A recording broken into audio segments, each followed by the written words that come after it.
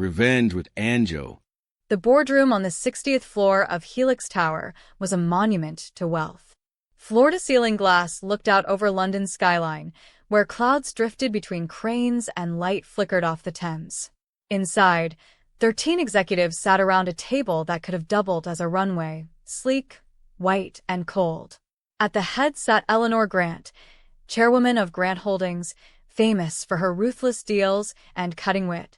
Across from her sat Nia Roberts, founder and CEO of Roberts Capital, a private equity firm that had risen from nothing in less than 5 years.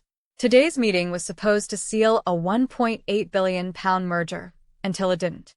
Eleanor's manicured fingers drummed on the table.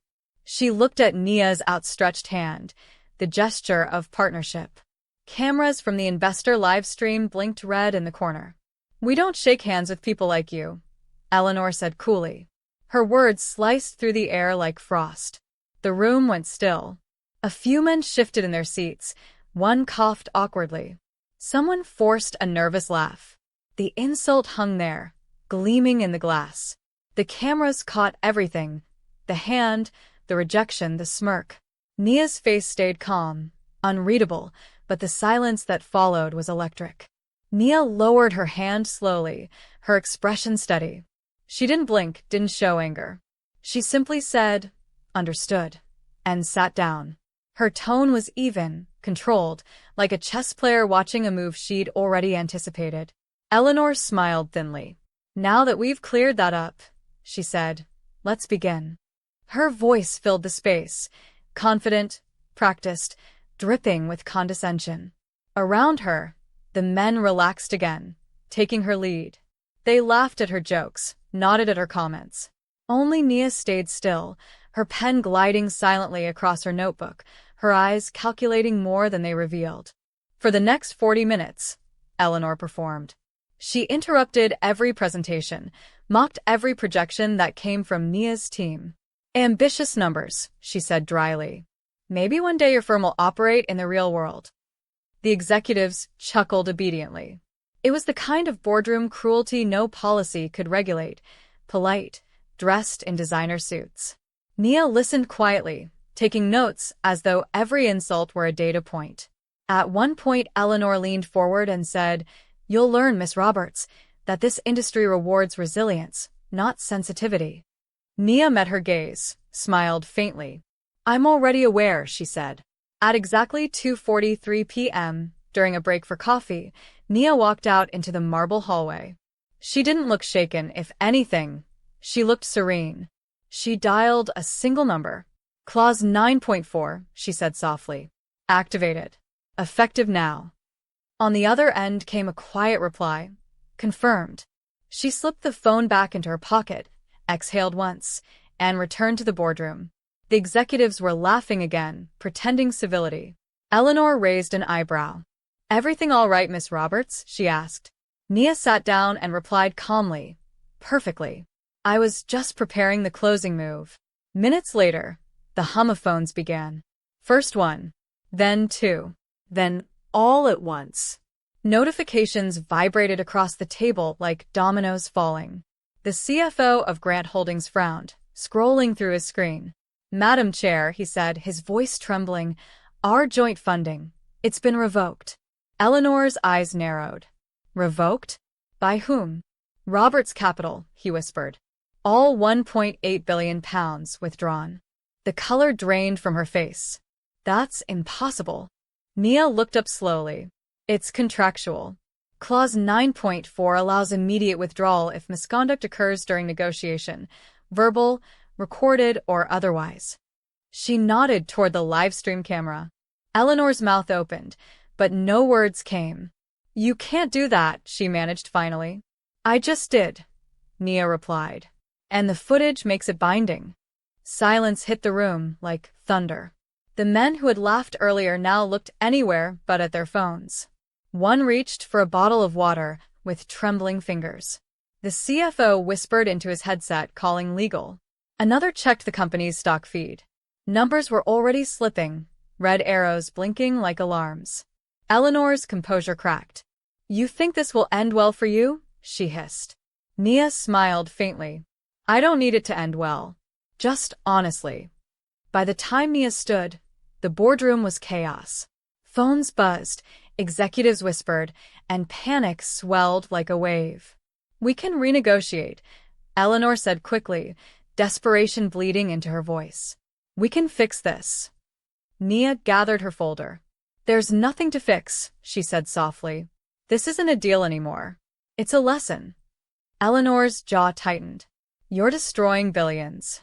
No, Nia said, glancing at the camera light.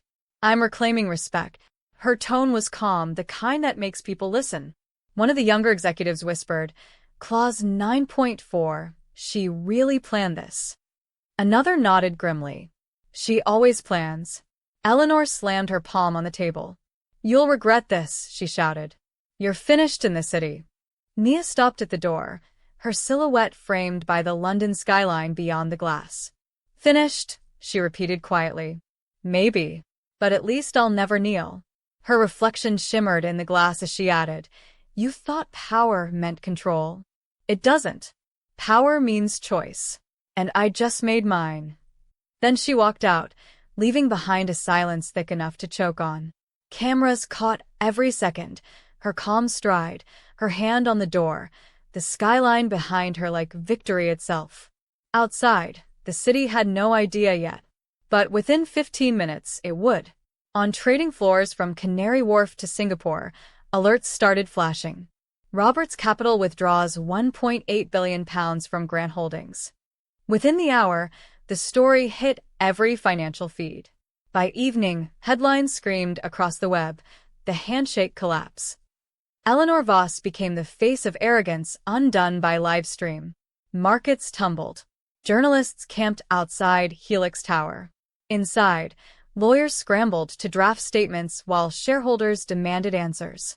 But there were none that could fix a truth this public, this recorded, this deserved. By sunset, reporters flooded the steps of Helix Tower. Cameras flashed as black cars rolled away under police escort. Eleanor Grant's name trended worldwide within an hour. The Handshake Collapse became the top story on every financial channel. Commentators replayed the clip in slow motion, the smirk, the insult, the silence, and then the storm. Nia didn't appear on camera. She'd already left the city, flying quietly to Geneva for another meeting. Her team issued a single statement. Partnerships end when respect does. The simplicity of the sentence made it sting even more. The internet called it the quote of the year. Inside Helix Tower, chaos reigned. The legal department stayed overnight drafting explanations. The PR head wept in the ladies' room. The CFO resigned before midnight, claiming health reasons. Eleanor refused to leave her office.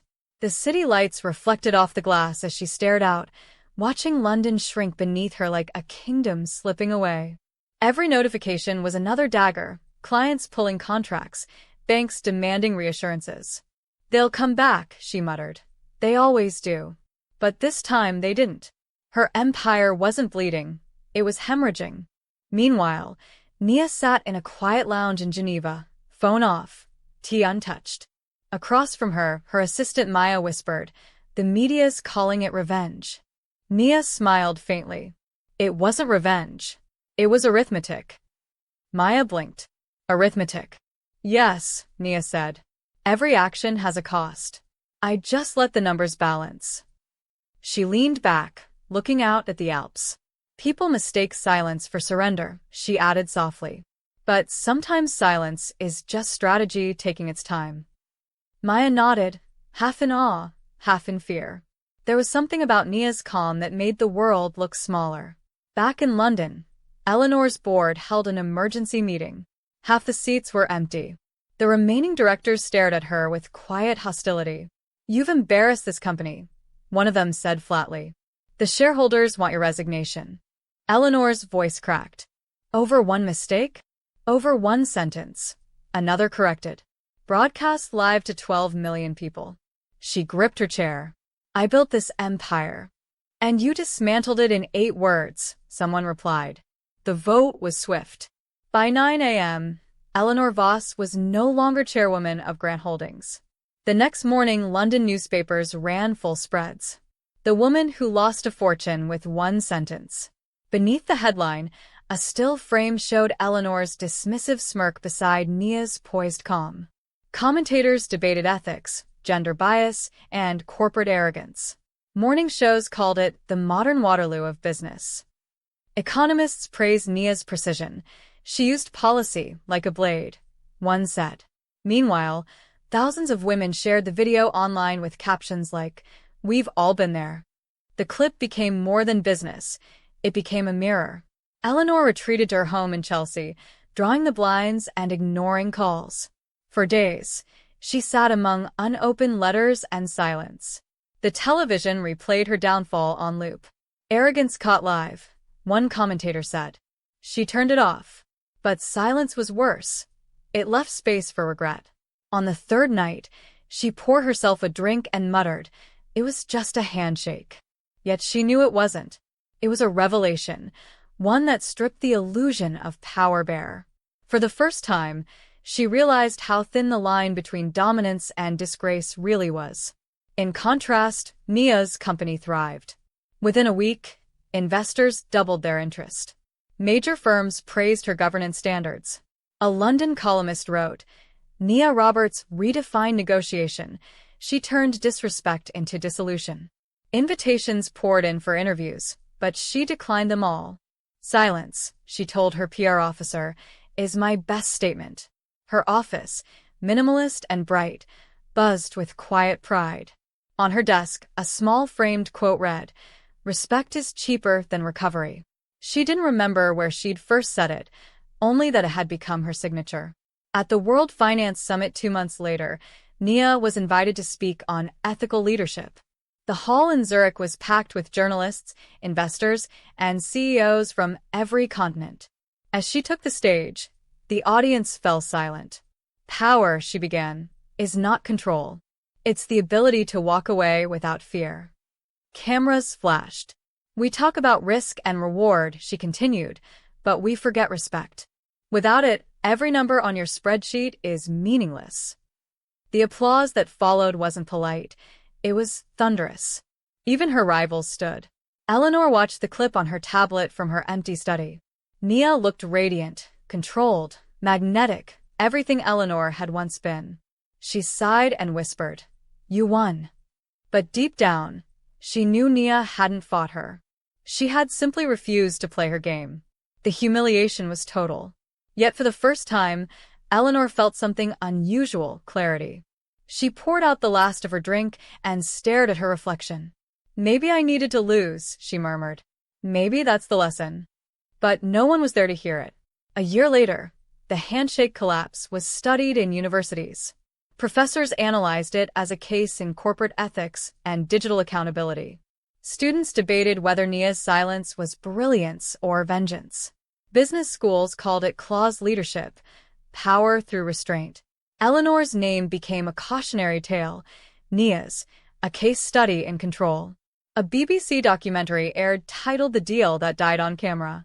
It ended with Nia's quote, "Sometimes power doesn't roar. Sometimes it just stops shaking hands." By 2027, Nia had become one of the most respected figures in finance. Her firm managed portfolios across 4 continents. Governments consulted her on transparency reforms. She still refused television interviews. When a journalist asked why, she smiled and said, "Because explanation ruins elegance." The phrase went viral. Young women printed it on office mugs. Quiet power had never looked so loud. Behind the scenes, though, Nia remained the same woman who once stood in that glass-walled boardroom, patient, composed, dangerous when underestimated.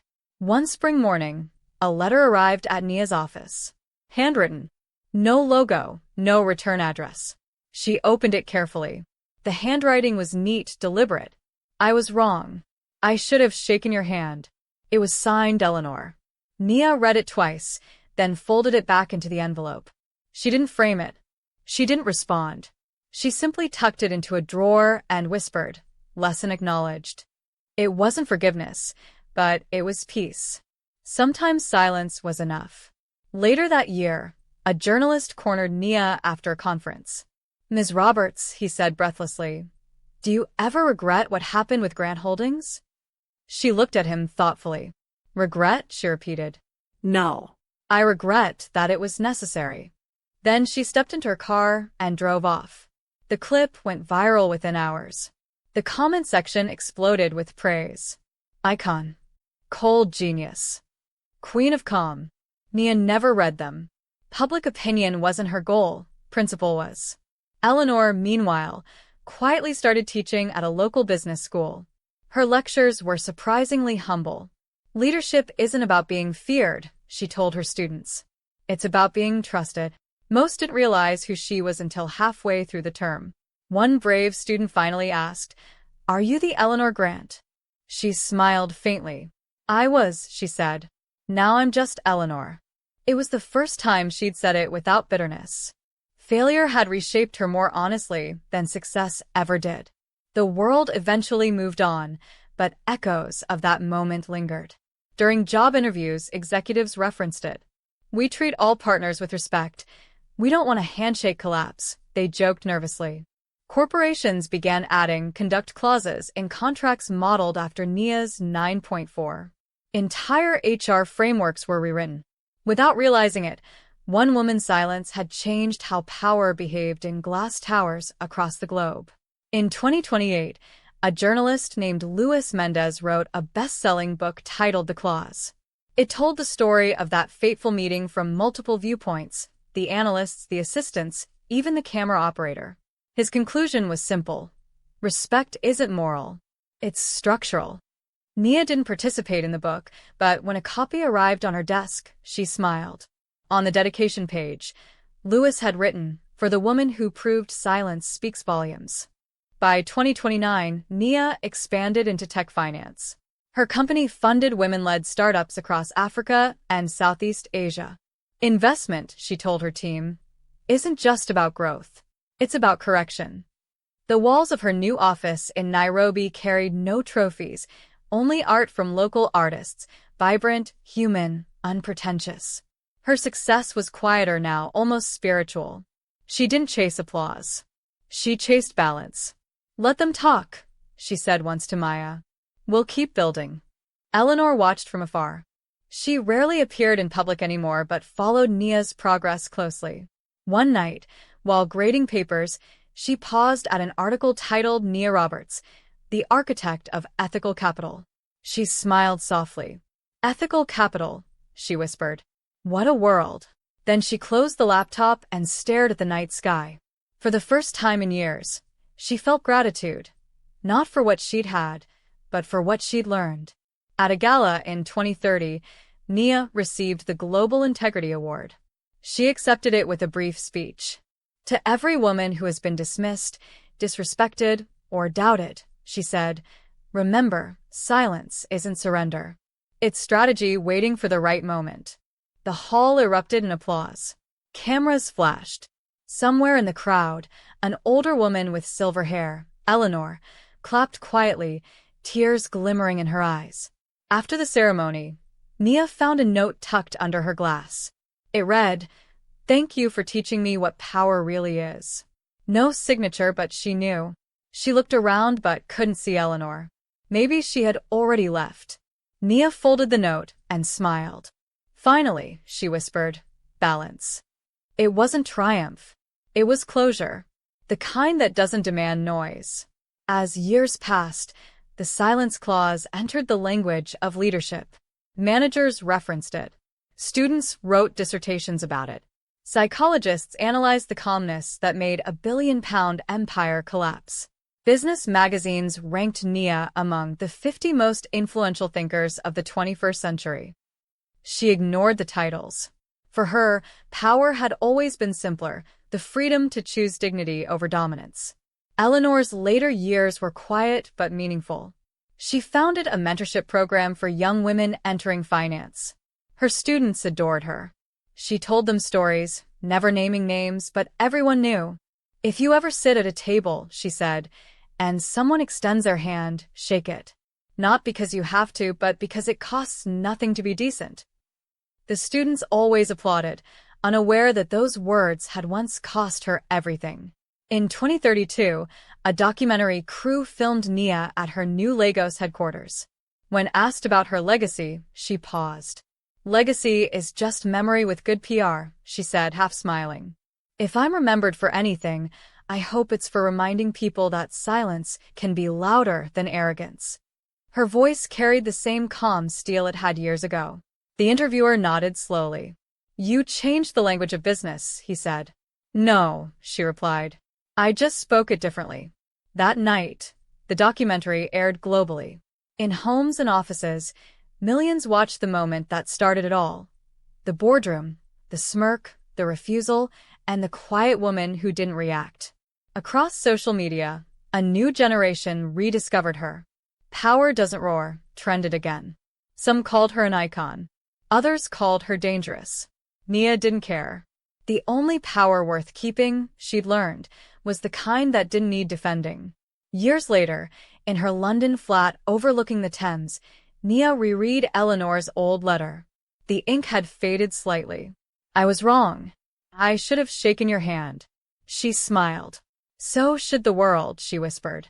Outside, the city buzzed with lights, ambition, and noise. She poured herself tea and looked out the window, older, calmer, undefeated. When Eleanor passed quietly in her sleep at 74, Nia attended the memorial. Few recognized her. She placed a single white lily on the casket and whispered, "Thank you." It wasn't forgiveness or pity, it was acknowledgement. Sometimes closure doesn't come from apologies. It comes from understanding the price of arrogance and the grace of restraint. That evening, Nia walked through the streets of London as rain began to fall, soft, cleansing. The city was still a jungle of ambition, but she felt detached from it now. Every reflection in the glass buildings reminded her of that old boardroom, of the woman she used to be, and the woman she had become. Power, she realized, wasn't in winning. It was in walking away, without losing yourself. By 2035, Roberts Capital had become a foundation dedicated to ethical investment. Its mission: fund dignity, not dominance. Young professionals called Nia the quiet architect. She rarely appeared in public now. When asked for a final comment during a rare interview, she said, "Respect builds faster than revenge. Remember that." Then she smiled, ending the interview as calmly as she had once ended an empire. The world moved on, but the lesson endured. Every negotiation room, every contract clause, every handshake bore the ghost of that moment. It wasn't just a story of two women. It was a story of power corrected, of dignity reclaimed. Business schools still showed the clip, not to glorify scandal, but to remind the next generation: arrogance has interest and silence collects it. And somewhere in the city, beneath the same skyline that once reflected betrayal, a new CEO extended her hand to a rival. He hesitated for a moment, remembering history. Then he shook it. Because sometimes the most powerful thing you can do is learn. The glass caught the reflection of both their hands, a silent reminder that respect, once broken, can rebuild the world. If you value stories of respect, dignity, and justice, please subscribe. It means more than you know, and it lets me keep sharing the lessons life has carved into me.